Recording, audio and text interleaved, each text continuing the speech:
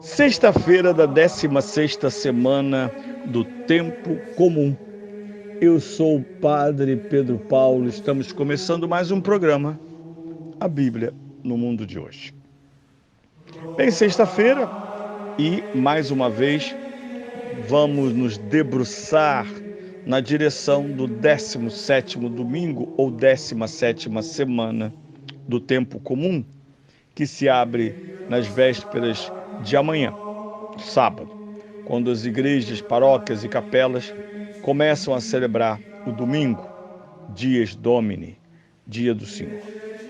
Permanecemos no longo capítulo 13 do Evangelho de São Mateus, sempre recordando que este ano dito A, do triênio das leituras do lecionário litúrgico, compete a São Mateus, nos seus 28 capítulos, proclamar-nos as maravilhas de Jesus Cristo, expor a plena e completa visão que temos e audição do Cristo em toda a sua plenitude e particularmente na sua missão de espalhar o Evangelho. Estamos no capítulo 13, na sua finalização, 44 a 52. E diz assim: Naquele tempo, Jesus disse às multidões: O reino dos céus é semelhante a um tesouro escondido no campo. O homem que o encontrou tornou a escondê-lo e ficou tão contente que foi vender tudo quanto possuía e comprou o campo. O reino de Deus é semelhante a um negociante que procura pérolas preciosas.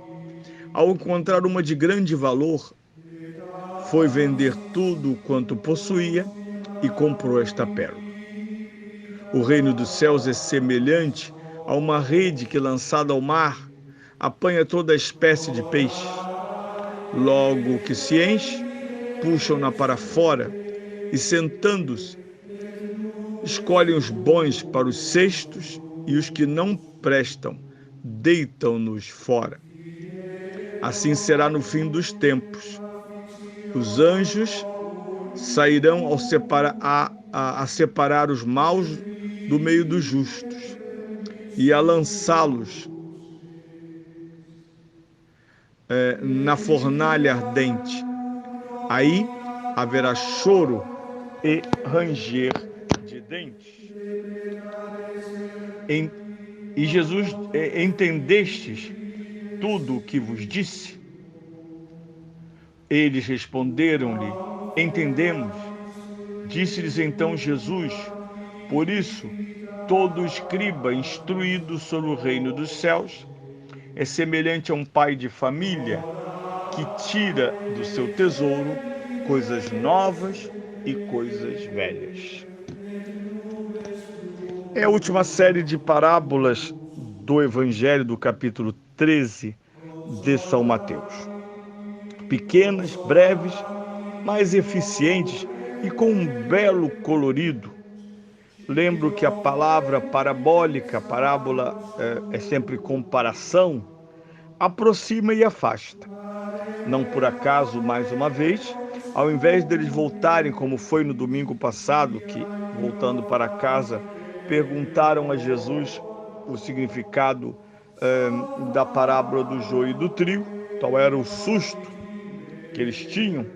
Nós sabemos que muitos convertidos desanimam e descambam, porque entram na igreja e imaginam puros, perfeitos, sem contradições, afinal de contas eu estou na igreja, e quando encontram joio, e às vezes em excesso, se assustam e perguntam horrorizados porque o Senhor não arranca o joio, e desanimam ou desanimam-se quando o Senhor responde-lhes: crescem juntos para no juízo serem separados. Parece muito escandaloso, parece absurdo deixar o joio crescer no mundo e no meio do trigo. Mas essa é a sabedoria de Deus até que tudo se consuma. Bem, temos aqui algumas pequenas parábolas muito interessantes, né? O reino de Deus é semelhante a um homem que procura ou a um tesouro escondido num campo. Vimos isso em parte com a imagem muito bonita do grão de semente de mostarda, ou ainda mais efetivamente com o reino de Deus assemelhado ao fermento, que invisível dentro da massa exprime-se através do crescimento da massa levetada. Pois bem, mais uma vez Jesus diz que o reino de Deus é tesouro escondido num campo. Ora, tesouros existem para serem buscados, descobertos e adquiridos. Por isso, a imagem do tesouro escondido num campo, nós encontramos a equiparação de um homem que procura tesouros, um caçador de tesouros. Aqui está o elemento, a dialética, a relação entre o reino de Deus e nós. Tesouro escondido, primeiro, existe, é um tesouro. E aqui a palavra tesouro indica todas as riquezas, todos os benesses que um homem pode encontrar. Quem encontrou o reino de Deus, encontrou o que é de mais valioso, superior em tudo aos bens deste mundo. Mais ainda, escondido para ser encontrado. Assim brincávamos quando pequenos no passado. Pique-esconde, todos nos escondíamos e a turno alguém deveria nos encontrar ao procurarmos. Quem se escondesse melhor era o vitorioso, pois não fora encontrado por quem estava em busca. Por isso, o Espírito Santo não é dito aqui, mas sabemos pela revelação, é aquele que guia os homens para que sejam caçadores de tesouro, para que busquem o reino de Deus. Aliás, corresponde a uma ordem de Jesus: buscai primeiro o reino de Deus. Buscar o reino, procurar a Deus como tesouro escondido.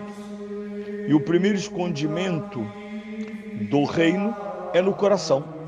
O grande mestre disso no quinto século foi o jovem convertido Agostinho, o santo, quando no seu texto aparentemente autobiográfico, As Confissões, ele confessa como os homens de Emaús que dizem: nosso coração não ardia enquanto nos falava pelo caminho. Agostinho aparentemente repete isso ao dizer: busquei-te fora de ti, fora de mim. E quando entrei em mim mesmo, pronto, te encontrei, pois és mais íntimo a mim mesmo do que eu, a minha própria consciência. Em ti me ormei, mais íntimo, ou mais íntimo. Portanto, o reino de Deus escondido incita a busca. A história das grandes conversões, as mais belas histórias espirituais se condensam nessa sentença. Um homem que buscava tesouros encontrou um tesouro e alegrou-se imensamente. E vendeu tudo o que tinha para comprar o tesouro. Vemos que, primeiramente, trata-se de busca, mas também de reconhecimento, porque muitos, buscando a Deus, não o encontrarão por não o perceberem. Sem o Espírito Santo, não temos inteligência para perceber o valor de Deus escondido num campo.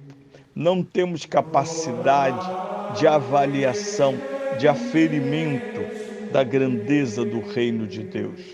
Por isso, num outro momento, um homem jovem, um homem rico, procura Jesus e quer segui-lo. E Jesus lhe diz muito bem, primeiros mandamentos, e ele diz desde sempre. Portanto, vai, vende tudo, dá aos pobres, volta e segue-me.